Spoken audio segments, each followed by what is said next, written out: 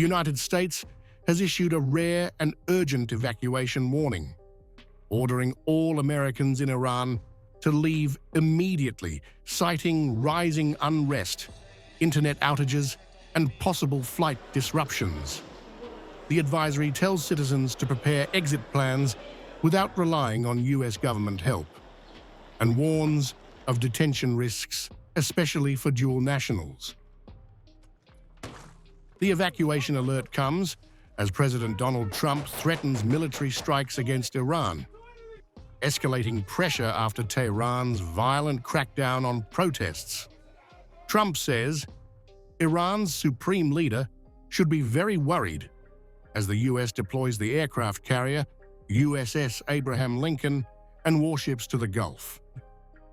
Iran looks like it wants to make a deal very badly. We have to see what that deal is. But I think Iran looks like they want to make a deal very badly, as they should. Last time they decided maybe not to do it, but I think they probably feel differently. We'll see what the deal is. It'll be different than last time.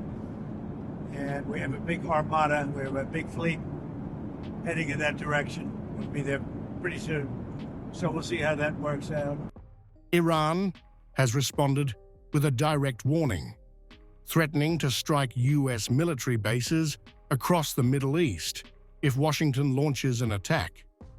Foreign Minister Abbas Araghchi says Iran cannot hit the US mainland and would therefore retaliate against American bases spread across the region. In my view, this is very clear. If the US attacks us, it is evident that we don't have the ability and access to attack US territory, the country, and therefore have to attack or retaliate to US bases in the region. And unfortunately, US bases are spread all over the region. Even as tensions spike, indirect nuclear talks are continuing through mediators in Oman, Turkey, and Qatar, but trust remains deeply fractured. Iran accuses Washington of betraying diplomacy, while the US and Israel push for strict limits on Iran's nuclear and missile programs. With evacuation orders issued, warships deployed, and threats exchanged, the window for diplomacy is rapidly closing.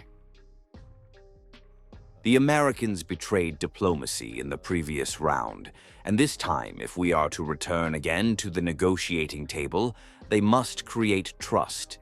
We never left the negotiating table. We never adopted threatening approaches toward our neighbors. We have always been ready for diplomacy, but diplomacy that guarantees Iran's interests is conducted from an equal position and is based on respect.